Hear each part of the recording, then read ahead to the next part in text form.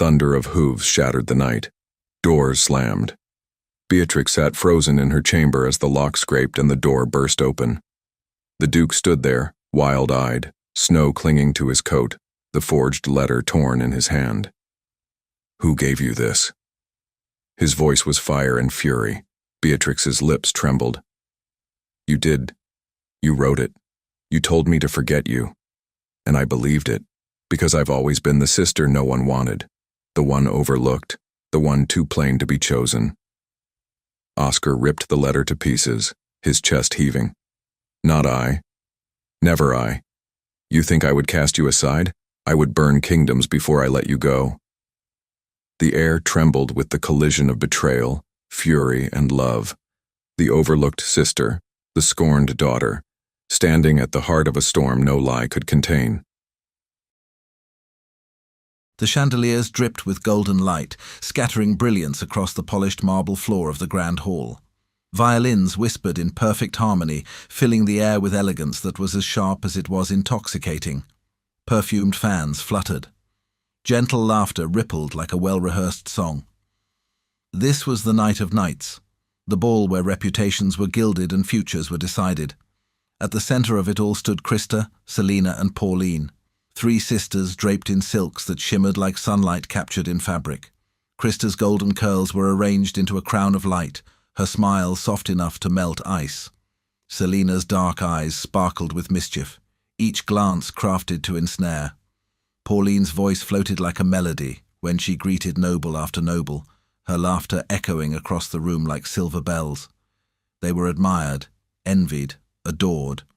The crown jewels of their family, paraded before society as proof of their legacy of beauty. And then, just beyond the shimmer of candlelight, stood Beatrix. Her gown was simple, the colour muted, a garment chosen to blend rather than dazzle. She clutched the hem in nervous fingers, pressed against the wall as if hoping to melt into it. When she moved, it was not with the bold grace of her sisters, but with careful, measured steps. She fetched cloaks, offered wine, held fans too long forgotten by careless hands, invisible, overlooked. Her eyes trailed across the ballroom with quiet longing.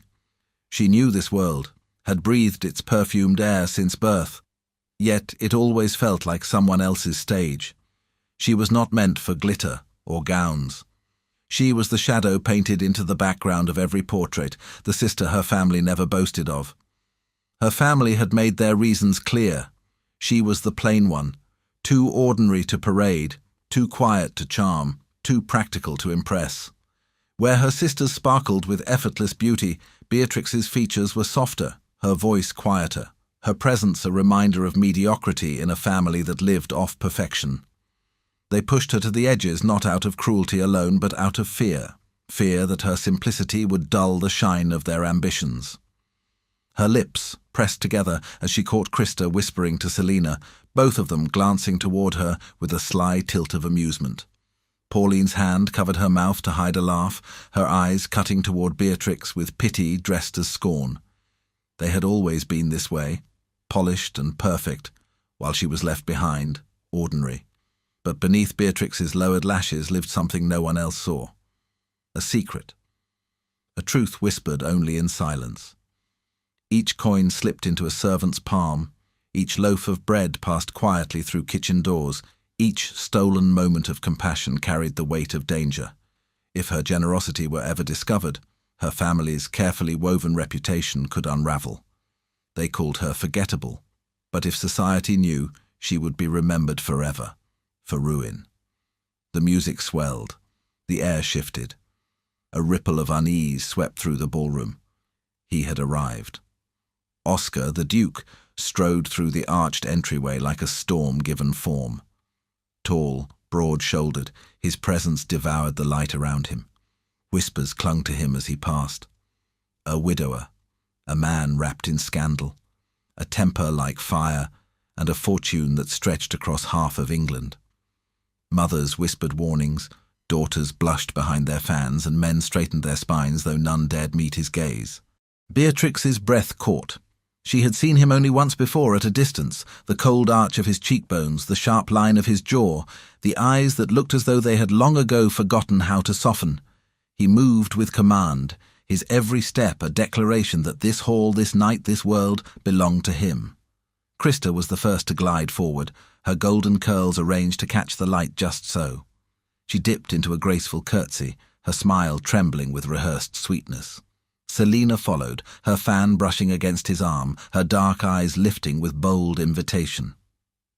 Pauline added her practiced laugh to the air, a melody designed to snare his attention. They stood before him like offerings, like the glittering fruits of their family's legacy. The entire room watched, waiting for his choice. And then he laughed. Not the warm laugh of a man charmed, but a sharp, cutting sound that echoed like thunder beneath the chandeliers. The ballroom froze, whispers died on trembling lips. His laughter was not for them, not for Krista's polished curls, not for Selina's practiced eyes, not for Pauline's silvered voice. His gaze slid past them, dismissing their perfection as easily as one brushes aside a curtain. It landed instead on the corner of the hall, on Beatrix. Her breath caught, her fingers tightening around the fabric of her gown until her knuckles whitened. The world stilled, eyes followed his, and for the first time in her life, Beatrix was not overlooked. She was seen. And in that gaze, his reason was clear. Oscar saw what others could not shallow beauty, not rehearsed charm, but a woman who stood in quiet defiance, a woman who did not scramble for his attention, who did not wear desperation like a crown. In her stillness, in her honesty, he found the one thing he had searched for and never found, truth. Unease prickled along her skin, curiosity burned in the stares around her, and shock rippled through the room like a wave breaking against stone. Oscar's golden gaze held hers, cold, commanding, unwavering. The laugh still lingered on his lips, a sound that seemed to mock the very foundation of the ballroom. And the silence grew louder with each heartbeat, until it seemed the entire hall existed, only to witness this moment. He laughed at the family's polished beauty, and the entire ballroom hushed when his gaze landed unexpectedly on Beatrix. What would you do if the most powerful man in the room saw you, the one everyone else overlooked? Comment below. The morning sun never belonged to her, not the way it did to her sisters, who awoke to maids pulling back velvet curtains and trays of steaming chocolate placed on carved oak tables. For Beatrix, the day began in silence. She shared her chamber not with luxury but with shadows, and the gown she pulled on was never the newest cut of satin or lace. While her sisters preened before gilded mirrors, she quietly bound her hair and slipped downstairs before anyone could mock her for lingering too long in their presence. The manor bustled with servants, maids polishing silver, footmen carrying logs, the cook's boy hauling buckets of water. They noticed Beatrix in ways her family never did. She offered soft words, a grateful smile, hands that carried burdens no one expected of her. To her sisters, these small acts were demeaning. To Beatrix, they were necessary. Each loaf of bread hidden in a basket, each coin pressed secretly into a palm, was more than kindness. It was rebellion. Because in their town, generosity was forbidden. The council had decreed years ago that almsgiving encouraged idleness, tarnished the discipline of the lower ranks, and threatened the reputation of noble houses. Charity was not virtue here, it was disgrace. Any family caught extending aid to commoners was fined, disgraced, even risked losing standing at court. Her sisters reminded her of this often, their scorn as sharp as their jewels. "Imagine," Krista sneered once, catching her slipping a coin into a scullery maid's hand, "to waste your allowance on peasants. You shame us, Beatrix. Do you wish to be stripped of our name?" Selina's laughter had chimed in, cold and cruel. "She hasn't enough beauty to make a good match, so perhaps she thinks kindness will be her dowry. Pity it is worth less than ash." Pauline, with her soft, melodic voice, delivered the most painful blow. "One day you'll ruin us. You'll see. Your bleeding heart will destroy everything father built." Beatrix endured the barbs in silence. She had no defense they would accept. But when she closed her eyes at night, she saw the faces of the children she had fed, the widows who had blessed her with trembling hands, the tired men who had bowed with tears in their eyes. Her sisters would never understand that her heart would not allow her to look away. Yet the fear lingered like a noose around her neck. If she were discovered, it would not be her alone who fell. Her family's standing would collapse, and she would be branded the ruin of them all. Still, she continued, every stolen act of kindness was a secret, both heavy and holy. Her life at the manor was a quiet chain of such contradictions. She bore the sting of her sister's mockery with downcast eyes, yet carried herself through the servants' corridors like a silent saviour. Her family treated her as a blemish on their polished surface, and she carried the weight of their disdain. But in the eyes of those who had nothing, she became something more than a shadow. She became hope. Far beyond the walls of the manor, another soul carried his own shadows. Oscar the Duke had long abandoned the softness of dawn. He rose before light touched the horizon, his chambers cold and bare despite the richness that surrounded him. His late wife's portrait still hung above the mantel, veiled in shadow. He had not removed it, nor could he bring himself to stare at it for long. Once he had known laughter softer than bells, a smile brighter than any ballroom chandelier. Death had stolen it from him, leaving in its place a hollow echo that neither power nor wealth could fill. The world whispered that he was ruthless, and in many ways they were right. He despised the vanity that paraded itself in silks and painted lips. He had seen the falseness in courtiers who flattered with smiles sharp as knives. In their polished perfection, he saw only masks. Every ball, every dinner, every carefully staged introduction reeked of desperation, a hunger for his name, his fortune, his title. It disgusted him. So he laughed at them. He laughed at vanity. He laughed at the beauty that thought itself untouchable. His laughter was not joy but defense, an armor against the world that had tried to drown him in grief. Yet beneath his command and coldness, he craved one thing he could not name aloud: truth. He longed for a voice unshaped by ambition, for eyes that looked at him and did not see power. He longed for honesty, though he mistrusted the vulnerability it required. To want truth was to risk being cut open again. Oscar and Beatrix lived in different cages, yet both bore the weight of invisible chains. She carried the secret of her forbidden kindness, desperate for love, yet terrified of the ruin it could bring. He carried the ashes of grief, desperate for honesty, yet loathing the weakness it demanded. Neither knew the other yet, but fate was already weaving its threads. One evening, Beatrix lingered by the servants' entrance long after her sisters had retreated to their music and finery. She handed a bundle of food to an old woman with trembling hands. "Be swift," she whispered. "If the steward sees, it will be the end for us both." The woman's tears soaked her fingers, and Beatrix pulled back as though burned. Fear and guilt warred inside her chest. That same night, miles away, Oscar sat in his study with untouched brandy at his elbow. A letter lay open before him, another invitation from another household eager to parade their daughters like wares in a market. His lip curled. He crumpled the paper and tossed it into the fire. The flames devoured it quickly, leaving behind nothing but embers.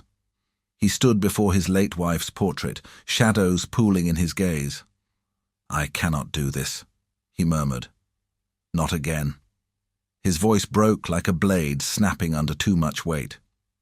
Yet even as the words fell, a gnawing truth grew within him. He could not remain alone forever. Two hearts, one trapped by a family's cruelty, one imprisoned by grief. Both yearning for something forbidden, something real. Beatrix longed for love that would see her as more than a mistake, yet feared her secret would destroy her chance before it began. Oscar longed for honesty that could mend his shattered trust, yet resented the vulnerability it demanded. And while neither could know it yet, the night of the ball, the night when laughter would slice through silence, was not an accident. It was the inevitable collision of two souls who carried wounds the world could not see. Their stories were already entwining, though they had not yet spoken a word. The music swelled, and the chandeliers glittered brighter as though the very air had been electrified by his laughter. Whispers curled through the grand hall, sharp and urgent, darting from one painted mouth to another. The Duke had not chosen Christa, Selina, or Pauline. His eyes, unflinching and golden, were locked on Beatrix, the overlooked one who had never been meant to stand in the light. For a heartbeat, the world seemed to hold its breath. Then he moved. Oscar stepped past Krista's practiced smile, past Selina's calculated fan, past Pauline's sweet false laughter, and extended his gloved hand toward Beatrix. "Dance with me." The words were low, commanding, yet they struck the ballroom like a thunderclap. Heads turned, fans fluttered nervously, and gasps rippled across the crowd. Beatrix's heart slammed against her ribs. She clutched her gown, her fingers trembling as if they alone could anchor her to the ground. Her sisters froze, their painted faces cracking in disbelief. Krista's lips parted in horror, Selina's eyes narrowed like a blade, Pauline's hand twitched at her side as though she longed to claw the moment back into her control. Their humiliation burned the air, but Oscar's hand remained extended, unwavering, his gaze piercing through the clamour. Beatrix shook her head ever so slightly, her instinct to retreat pulling at her. I cannot," she whispered, her voice meant only for herself. Yet even as the words formed, the Duke's eyes hardened. "You will," he said, not cruelly but with certainty, as if the choice had already been made. The murmurs sharpened into daggers. What was this? The Duke, scorning the jewelled daughters and choosing the plain one. It was unthinkable. It was scandalous. It was dangerous. Her family's matron, standing at the edge of the crowd, pressed her hand to her chest, her face blanching white. "Beatrix," she hissed under her breath, the word cracking like a whip. It was a command, a warning, a plea. "Do not humiliate us further. Do not be seen." But Beatrix's trembling fingers lifted. She placed her hand in Oscar's. A collective gasp filled the room as if the very walls had exhaled in shock. He closed his fingers around hers with a grip that was firm, grounding. Without a glance at the others, he led her to the centre of the ballroom floor. The violins faltered, then resumed, their bows trembling as though the musicians themselves could not believe what they were witnessing. They began to dance. Beatrix's feet moved as though on foreign soil, each step hesitant, each turn too sharp. Her heart thundered, her mind screamed to flee, but his voice cut through the storm. "Do you know why I chose you?" His tone was sharp, not tender, and his gaze bore into her as if daring her to look away. She lifted her eyes to his, fear flashing within them. "Because you wish to mock me?" The corner of his mouth curved into something between a smirk and a snarl. "No, because you are the only one not performing." Her breath caught. The words struck deeper than any scorn her sisters had ever thrown. He saw her, not the shadow she was forced to play, not the plain mask her family shoved upon her, but her. "You stand in silence while others scramble," he continued, turning her with a firm hand. "Your sisters wear vanity like a crown, but you look at me with caution, not hunger. That is truth, and I will have nothing less." Her cheeks burned. She wanted to deny him, to insist he was wrong, but the weight of his words clung to her. The Duke, feared and whispered about, demanded honesty, and he had found it in her. Around them, whispers spread like wildfire. Why her? She is no beauty. He mocks them all. Her family's matron nearly collapsed into a chair, her face pinched with fury and terror. Krista's nails bit into her palms until they drew blood. Selina's lips curved into a dangerous smile that promised vengeance. Pauline's eyes brimmed with tears that glittered like broken glass. Beatrix wanted to vanish. Every step felt heavier, every eye a brand upon her skin. Yet Oscar's grip did not falter. "You are trembling," he said, his voice dropping low enough for her alone. "Everyone is watching," she whispered. "Let them." His voice cut like steel. "I've lived long enough with masks and mirrors. Tonight I want the one who does not play their game." A dizzying warmth coursed through her chest, battling the fear that clawed at her. He could ruin her. He could ruin them all. Yet, for the first time in her life, someone's gaze did not pass over her as if she were invisible. Someone saw her, not polished, not perfect, but seen. The music swelled and he pulled her closer, the brush of his coat grazing her arm. Her heart stuttered, the whispers deepened, a storm circling around them, but in the eye of it, she could breathe. When the final note rang through the hall, silence followed. Not applause, not laughter, just silence, thick with disbelief. Oscar released her hand only to turn to the crowd, his voice carried with effortless command. "You look at me as if I've broken your little play," he said, his words slicing through the air. "But I tell you this, truth is worth more than beauty. And I will have her." Gasps erupted. The words struck like stones hurled into glass. Beatrix's breath fled her chest, her sisters' faces twisted in fury and humiliation. Her family's matron clutched her pearls so tightly it seemed they might snap. He did not falter. He turned back to Beatrix, his golden eyes locked on hers. "I will court you openly," he said, his voice for her alone yet loud enough for all to hear. "Let them whisper. Let them choke on their envy. I will not hide." Her knees nearly buckled. To be courted by the Duke openly was not just scandal, it was war. Fear tightened her lungs, but another truth bloomed against it. She had a choice. She could retreat into invisibility, back into the shadows where her family had always shoved her. Or she could face him, face the world, and accept the hand that had lifted her into the storm. Her lips parted. Her voice shook. But she did not look away. "Yes," she whispered. And in that word, the room fractured. Whispers surged like a tide, scandal and shock colliding. Her sister's fury burned, her family's despair echoed, society's judgment weighed heavy. But in Oscar's eyes, there was something else. Not mockery, not pity. Something fiercer, something dangerous, possession. The Duke had chosen Beatrix, and there would be no undoing it. If it were you, would you dare take the hand that could lift you into the fire? Or would you retreat to safety? Tell me in the comments. The days that followed were unlike any Beatrix had ever known. The whispers from the ballroom had not faded, they had multiplied, growing sharper with every retelling. The Duke had chosen her. The Duke had danced with the overlooked sister. The Duke had declared his intention to court her openly, each retelling twisted into scandal, each word heavier than the last. Yet, in the midst of the storm, he came. At first, it was subtle. An invitation sent not through her family, but delivered directly into her hands by a liveried messenger, sealed with the Duke's crest.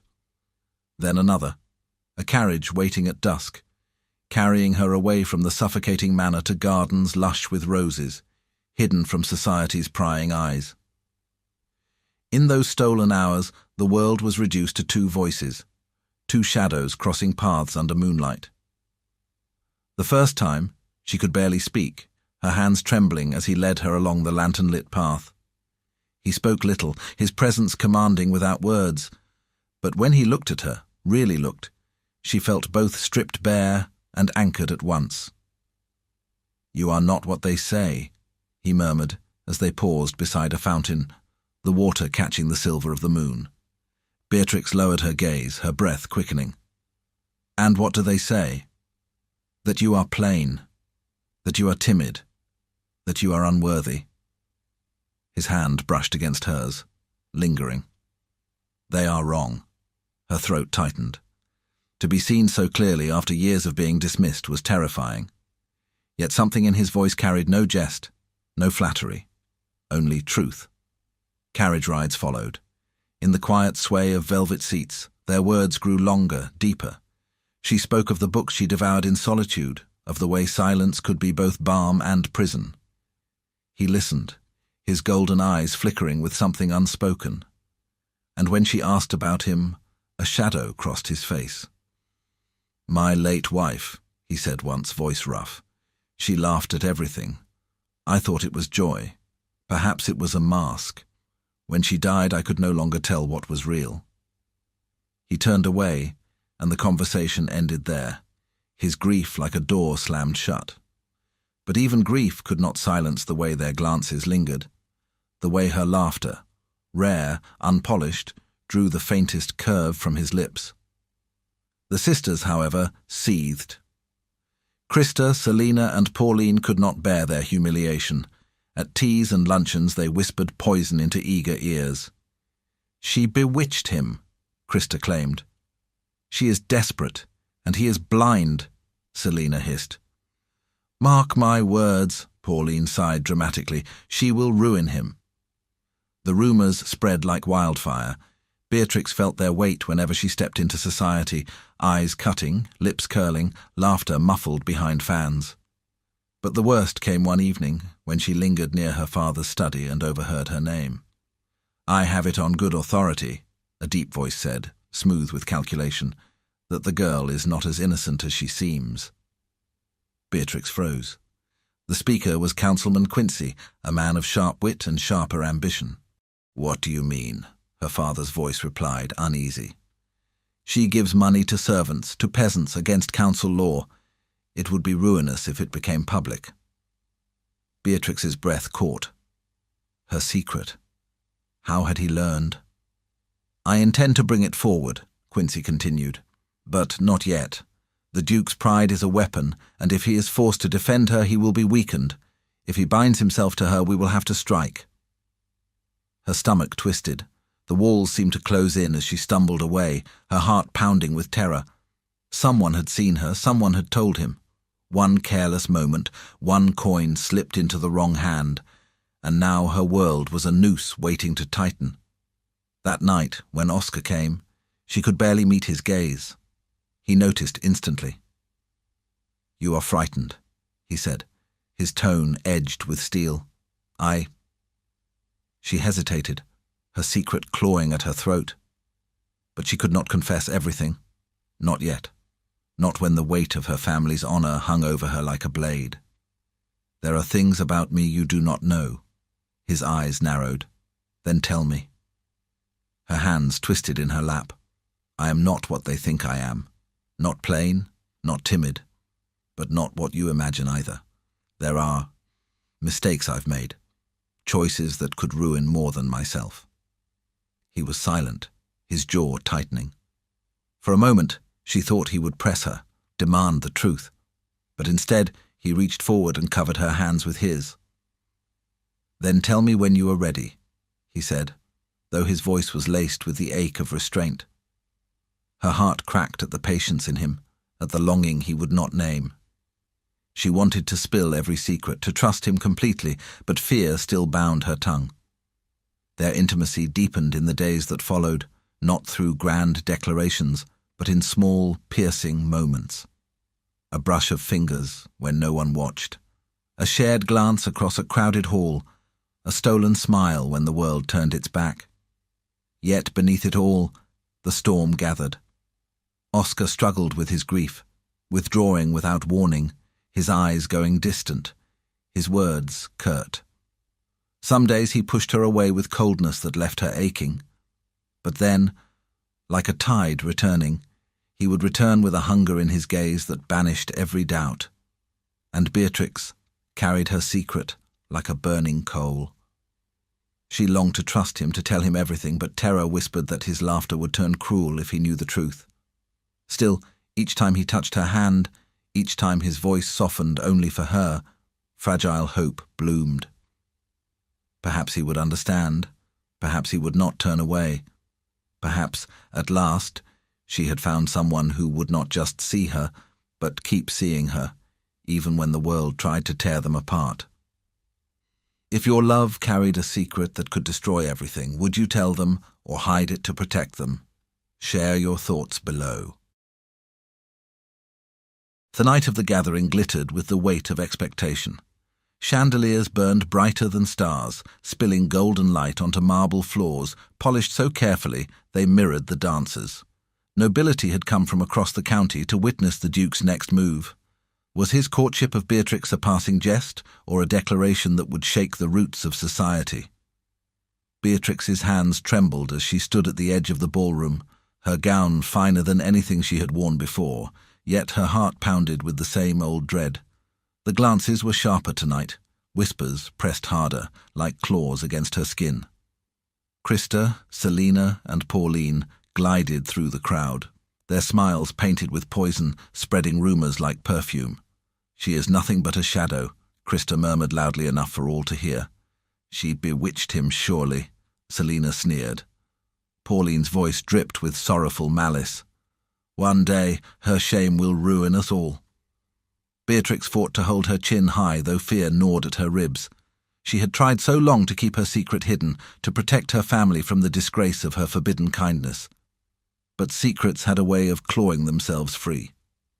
The music swelled to a hush when Councilman Quincy entered the room.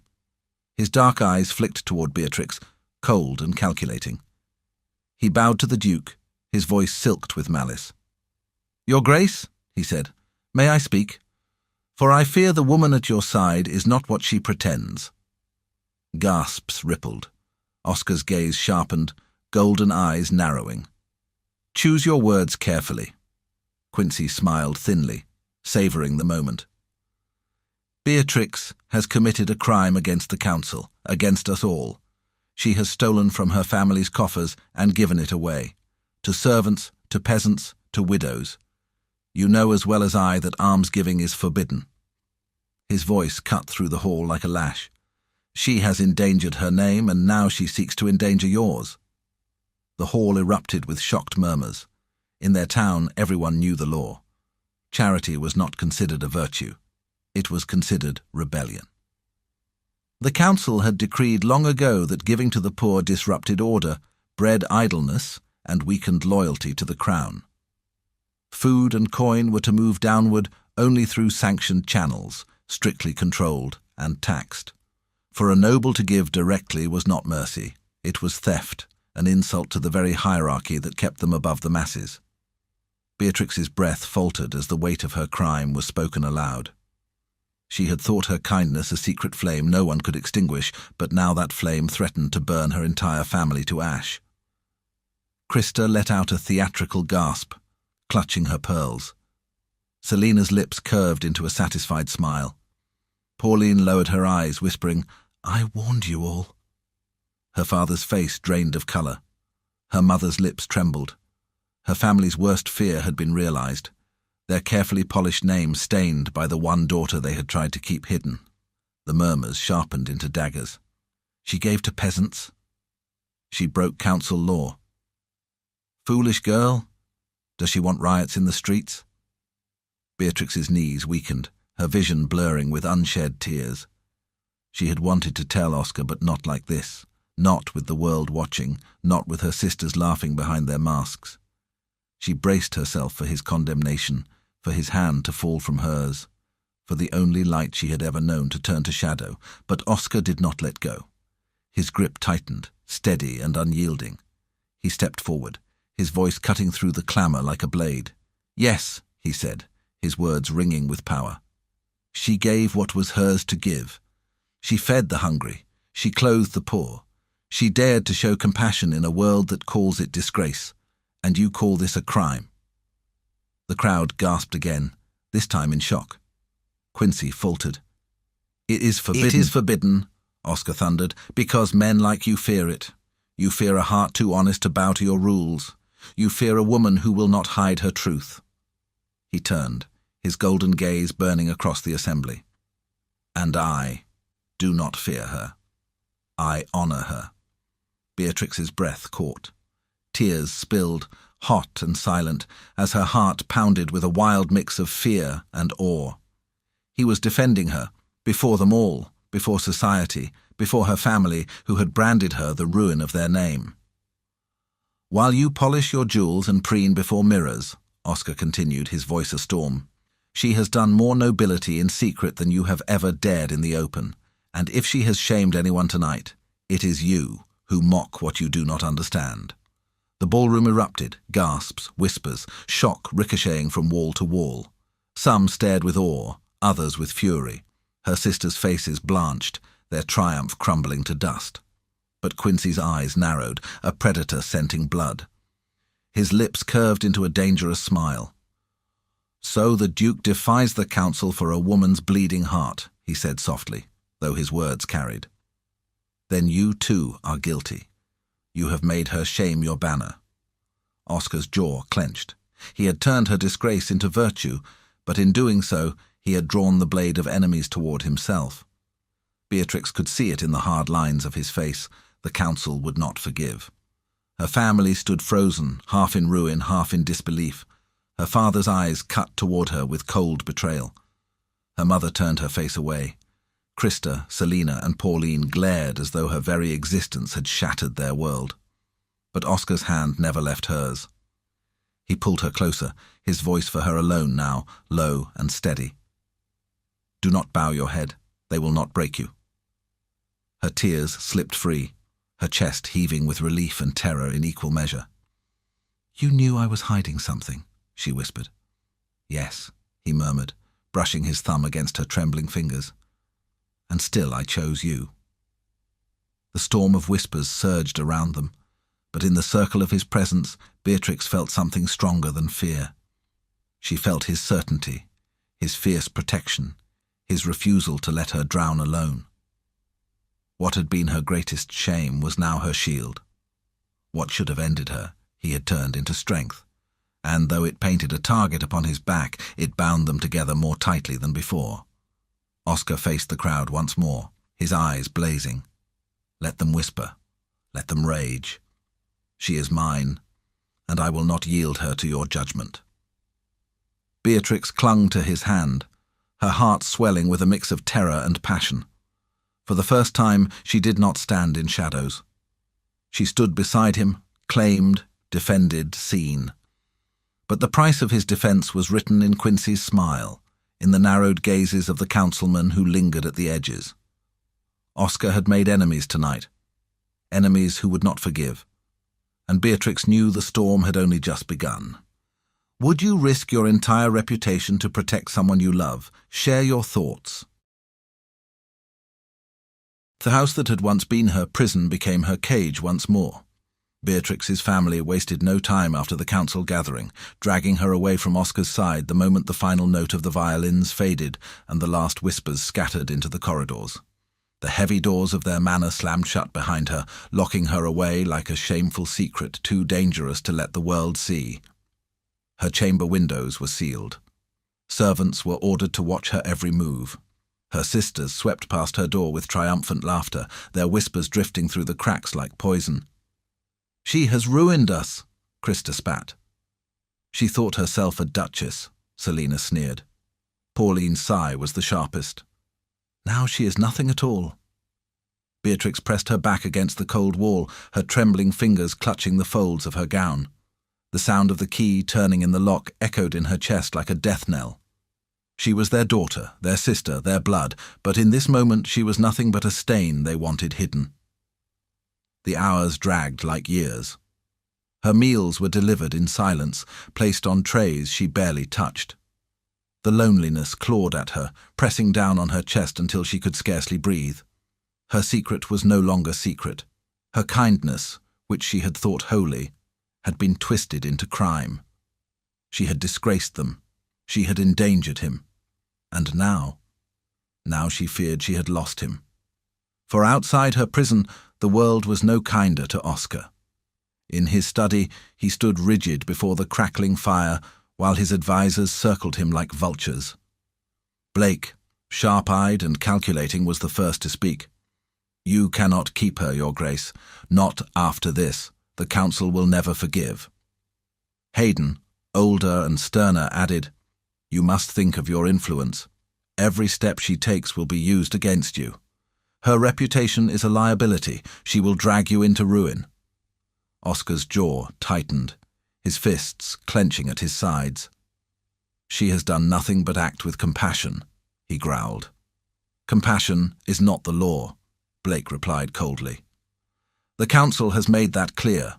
If you continue to defend her, they will strip you of your power. You will lose everything you've built." "And for what?" Hayden pressed. "For a woman the world already despises?" The words sank like knives into his chest. He turned toward the portrait of his late wife, her painted smile frozen forever in oils. He remembered grief, remembered betrayal, remembered how love had once left him shattered. And now here he stood again, on the edge of ruin, holding the hand of a woman the world would see destroyed. He closed his eyes, and for a moment he wavered. Duty pulled him one way, desire another. His advisor's words twisted around his heart like chains. Abandon her or fall. Save yourself or be dragged into her disgrace. But in the darkness behind his eyes, he saw Beatrix's face. The way her lips trembled when she feared the world's judgment. The way her eyes lit when she dared to laugh in secret. The way her fingers clung to his as though he were her only anchor. He could not let her go. Yet the council would not rest, and her family would not yield. Days passed, each one heavier than the last.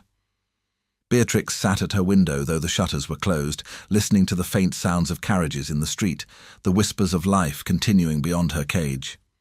She thought of Oscar often, of his hand, of his defence, of his promise to stand with her. But silence pressed harder with every passing hour. No word, no message, no sign. Until at last, a letter came. It was slipped beneath her door, its seal broken, its parchment creased.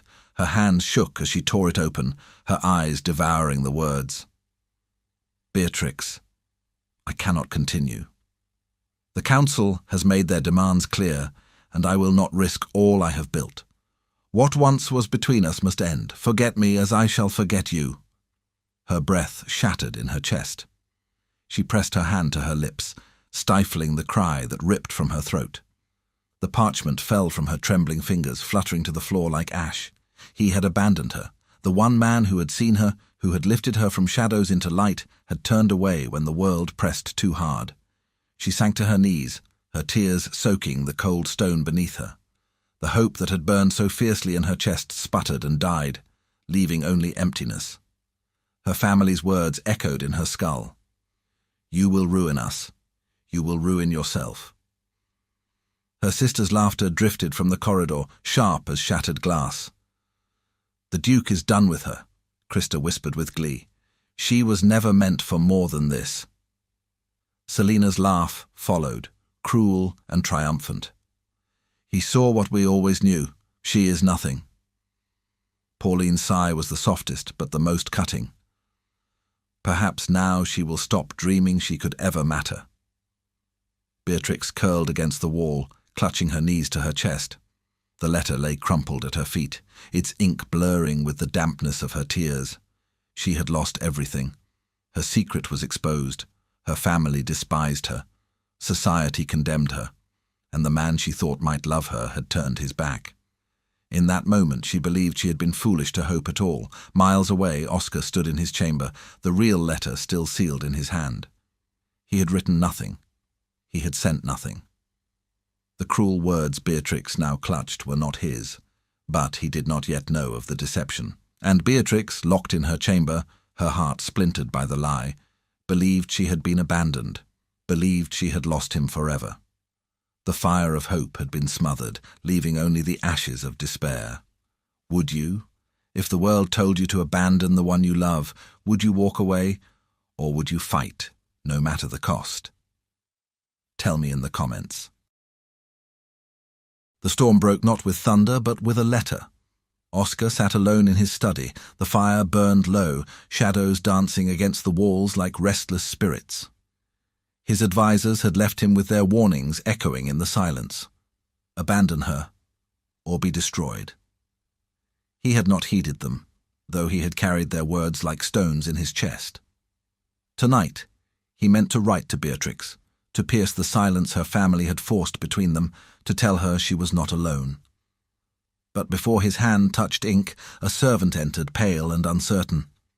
"A message, Your Grace, from the young lady." Oscar's heart seized. Beatrix? He snatched the folded parchment, sealed clumsily, as though done in haste. His name was scrawled across the front in a trembling hand he knew too well. He broke the seal. Her words spilled like shattered glass across the page, blotched with ink and tears. "If you truly wish me forgotten, then I will not beg. I return your letter so I need not see it again. May the memory of me trouble you less than it troubles me." Oscar's blood ran cold. What letter? He had sent her none. His hand shook as he unfolded the second parchment enclosed inside. And there it was, the dagger. "Beatrix, I cannot continue. Forget me as I shall forget you. The forged letter. Written in a cruel imitation of his hand, stamped with a wax seal so close to his own it might have fooled the desperate. Oscar's fury surged. Not only had someone forged his voice, they had made Beatrix suffer beneath it, forced her to believe he had abandoned her. The proof lay in her own broken reply, in the tremor of her handwriting, in the hopelessness bled into every line. His fist crushed the false letter. His chair scraped back hard against the floor as he rose. He did not summon his carriage. He did not wait for dawn. He strode from his estate with his coat unfastened, the cold night biting against his skin, and ordered his horse. When he rode through the sleeping streets, the lamps blurred past him like falling stars.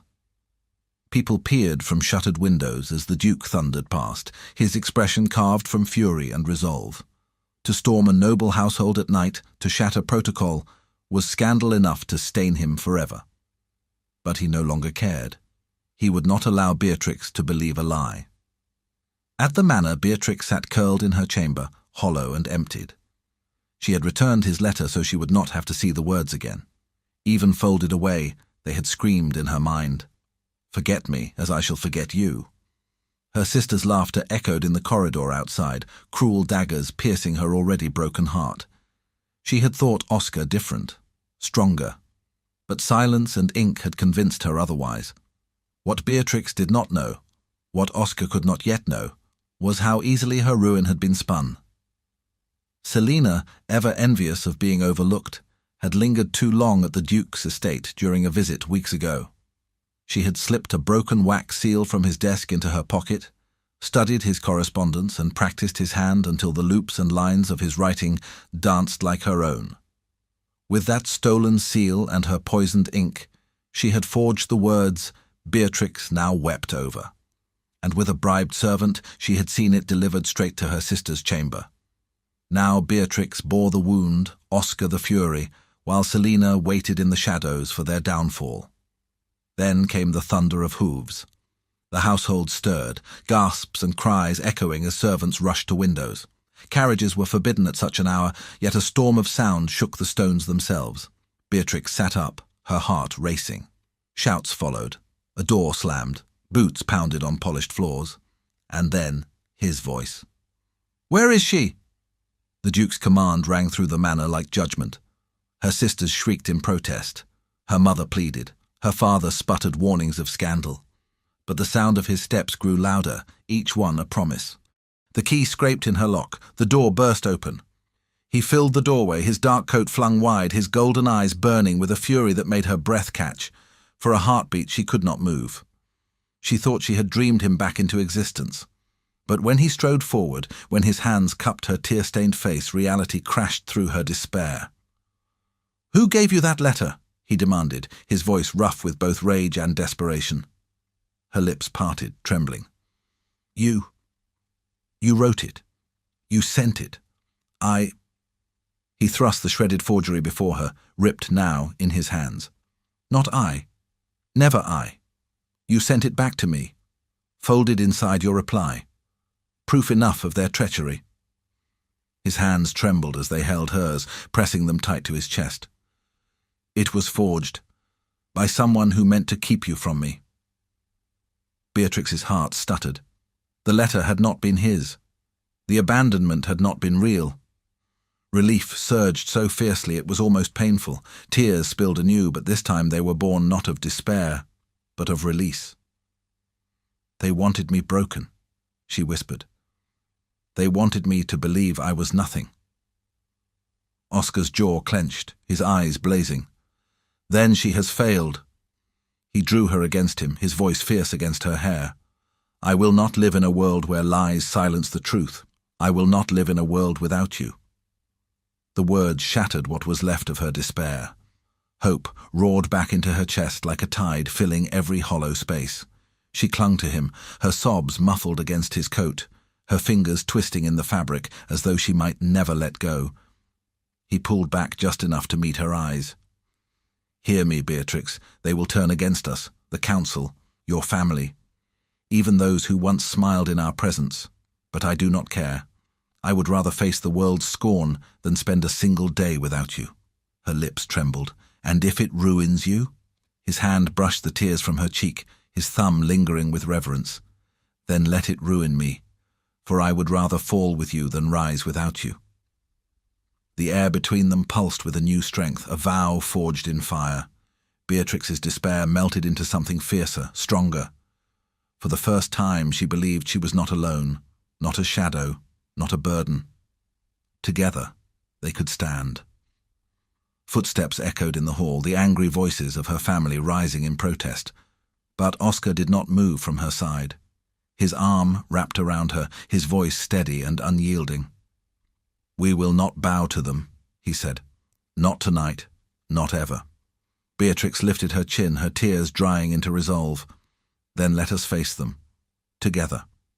And in that moment they stood not as a duke and a disgraced daughter, not as a man bound by duty and a woman bound by shame, but as two souls who refused to be broken. When the door opened again, when her father thundered warnings and her sisters spat venom, Beatrix did not cower. She stood at Oscar's side, her hand in his, her heart unshaken. For they had made their vow. Whatever storm awaited, they would weather it together. If it were you, would you break every rule, storm every wall, just to tear away a lie and reclaim the one you love? Share your thoughts below. The hall shimmered with candlelight, but beneath the glittering chandeliers the air was thick with anticipation. It was the grand winter gathering, a night where nobles flaunted power through gowns and whispers, where alliances were forged not in ink, but in glances and ridicule. For Beatrix it was meant to be another cage, her family's last attempt to keep her small, hidden behind silken smiles while her sisters shone. But not tonight. Oscar stood at her side, his arm linked firmly with hers. The Duke of Ashbourne, untouchable in his authority, had insisted she come with him. Society gasped at her entrance. She was no longer the forgotten daughter in the corner, nor the girl locked away in her chamber with despair. She walked with her head high, her gown simple but radiant, her hand steady in his. The whispers began immediately, buzzing like hornets. Look at her, shameless even now. After what they say she did? He will destroy himself for her. Her sisters were there, dressed like peacocks, their jewels catching the firelight. Krista's lips curled into disdain. Selina's eyes glittered with poisonous satisfaction. Pauline stood slightly apart, quieter, but her silence was still its own brand of cruelty. And beside them lingered Quincy, the suitor her family had once dangled before her as though he were a prize. He smirked, sensing blood. When the music softened and the crowd parted for introductions, Selina struck. "My Lord Duke," she said with false sweetness, her voice carrying just enough for nearby ears, "it is generous of you to bring Beatrix here. After all, not every man would be so merciful after such disgrace." A ripple of laughter passed through the gathering. Beatrix's cheeks burned, but she lifted her chin. She had been broken once. She would not be broken again. Krista joined in. "Our sister has always had a talent for pity plays. One wonders if she'll master it well enough to keep your sympathy, my lord." And Quincy, bowing with mock elegance, added the cruelest cut. "Forgive them, Duke. We all know Beatrix means well, but mercy for the lowest seldom earns you respect among the highest. In time you will see her for what she truly is, unfit for you, unfit for this hall." Gasps followed, the circle tightening as though eager to see her humiliated once more. Beatrix felt the sting of their words, the familiar tremor in her chest. Once she would have lowered her head and let silence swallow her. But Oscar's steady hand on hers was an anchor. His eyes, fierce and unyielding, told her he would stand with her, but this time she had to speak for herself. Beatrix drew a breath, her voice clear, though her heart hammered. "You speak of me as though compassion were shame. You mock me as though kindness were weakness, but I tell you this, when I saw suffering I could not turn away. When I heard pain, I could not close my ears. If that makes me unfit for this company, then so be it. I would rather bear scorn for showing mercy than wear jewels while another suffers in chains." The hall fell into stunned silence. No one had expected her to answer, much less with dignity that outshone their cruelty. Her words rang in the vaulted ceiling like a bell, silencing even the whispers. Selina's eyes narrowed, her smile brittle. "How noble of you, sister. Pity it comes too late. Reputation, once broken, is not so easily mended." And then Oscar stepped forward, his voice cutting through the silence like a blade. "You are wrong." Every gaze turned to him. He released Beatrix's hand only to step before her, his presence commanding, his voice carrying authority that could not be denied. "You call her broken, I call her brave, you call her unfit, I call her my chosen, and hear me well, Beatrix Vale will be my Duchess. She is the woman I honour, the woman I defend, the woman who will stand beside me in all things." Gasps scattered through the hall, a storm of shock and scandal. A duke had just claimed a woman branded with shame, elevating her not in secret, but before every ear in the kingdom. Quincy stammered, his confidence shattering. "My lord, you cannot mean—" Oscar's gaze pinned him like prey. "I mean every word. While you mock, she heals. While you sneer, she comforts. While you claw for status, she shows true nobility. Tell me, Quincy, who is unfit? The one who serves her people with mercy, or the one who serves himself with cruelty?" The colour drained from Quincy's face. Selina and Krista faltered, their venom suddenly turned against them. Still, whispers rose again, scandalized and uncertain. Could the Duke truly mean it? Would he risk his power for her? Then, before the storm could swell, a voice deeper than all others cut across the hall. "Enough!" The crowd parted like a tide, bowing as King Alton himself stepped into the circle. His crown gleamed in the firelight, his eyes sharp as he surveyed the gathering. He had heard every word. He turned first to Beatrix, and she froze, fearing his judgment. But when he spoke, it was not with condemnation. "You speak with courage, child," the king said, his voice carrying through the chamber. "Compassion is not weakness, it is the rarest strength. Many can wield power, few can wield mercy without expecting reward. Tonight you have shown a nobility far greater than the hollow pride that fills this room." He turned his gaze upon Oscar. "And you, Duke, have chosen wisely. A man who stands for truth beside the one the world condemns shows the measure of his loyalty. For such loyalty, kingdoms endure." The hall was silent, stunned into awe. The king himself had praised her. No sneer, no whisper, no venom could undo his word. Selina's face paled, her triumph crumbling into dust. Krista looked away, ashamed. Quincy bowed stiffly, his arrogance shattered. And Beatrix, she felt tears rise, but not of sorrow. They were tears of relief, of vindication, of a heart finally unburdened. Oscar took her hand again, lifting it high before the crowd. "You have heard your king, you have heard me. Let all remember this night. Beatrix Vale is my chosen Duchess. Speak against her, and you speak against me." Cheers rose, hesitant at first, then swelling as the tide turned. Some clapped, others bowed, and though a few whispered still, their venom carried no weight against crown and duke united. Beatrix stood tall, her hand in Oscar's, her heart steady. Once scorned, once silenced, she now stood in the light of triumph. And as the music began again, she knew she had not merely been defended, she had claimed her own voice, her own worth. Oscar leaned close, his lips brushing her ear. "I told you, my love. Not tonight. Not ever." She smiled, tears glittering like jewels on her lashes. Together, then, always. And so it was. Shame turned to honour, lies turned to ash, love turned into triumph. Whatever storms awaited, they would no longer bow. They would stand, Duke and Duchess, heart and soul unbroken. If you were in Beatrix's place, mocked by your own blood but defended by the one you loved, would you have found the courage to speak as she did, or would you have stayed silent? Tell me below. Snow blanketed the gardens of Ashbourne Manor, each branch frosted in white, each window glowing with warmth. Months had passed since the night that had changed everything. The night scandal was overturned, lies shattered, and love claimed openly before the world. Now winter's hush lay upon the land, but within the Duke's household laughter rang through the halls. Not cruel laughter, not mocking whispers, but bright, genuine joy. For the Duchess of Ashbourne had brought something to the manor that no title alone could summon: hope. Beatrix moved among her people as easily as she once slipped through the kitchens of her father's house, her presence a balm rather than a command. She greeted servants by name, remembered the ailments of their children, and never passed a cry for help without stopping to listen. Where once the tongue had sneered, they now marvelled.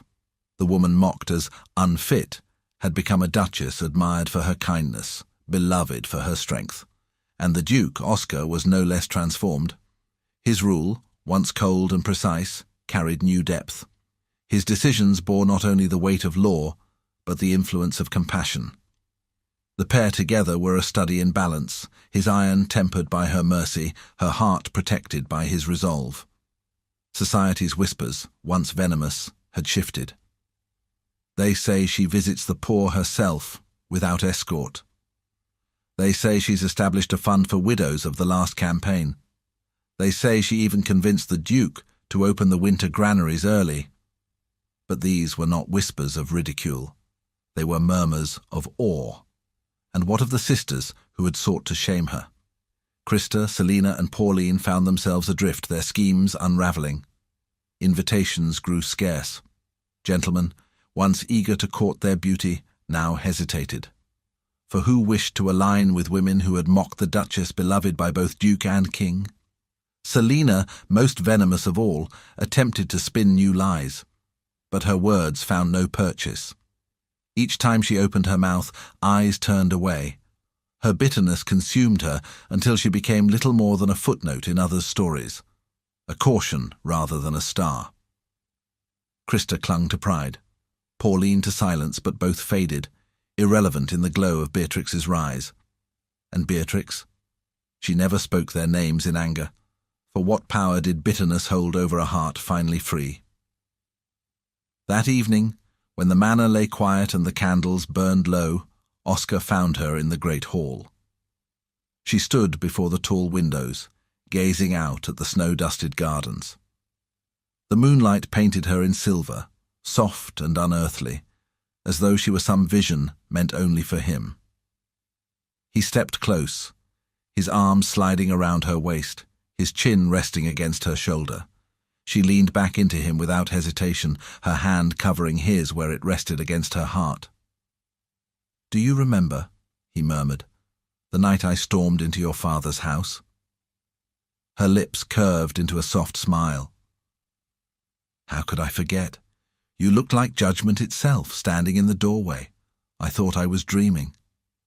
And I thought I might lose you." His voice roughened with the memory. "When I held that false letter in my hand, when I read your reply, I swore I would burn the world rather than let you believe it true." Beatrix turned in his arms, her eyes luminous. "And yet it was not your fury that saved me. It was your truth." He brushed a strand of hair from her face, his thumb lingering at her cheek. "Truth means nothing without someone brave enough to hold it. You were braver than I, Beatrix. That night in the hall, when you spoke before them all, when you lifted your chin against their venom, you carried us both." Her smile trembled, tears gathering though her heart was light. "We carried each other. That is what love must be, is it not? Not one saving the other, but both refusing to let go." He kissed her then, slow and reverent, a promise sealed in warmth rather than fire. When he pulled back, his gaze softened, no longer the fierce Duke, but the man who belonged only to her. "Do you regret it?" he asked quietly. "The scandal, the whispers, the fight?"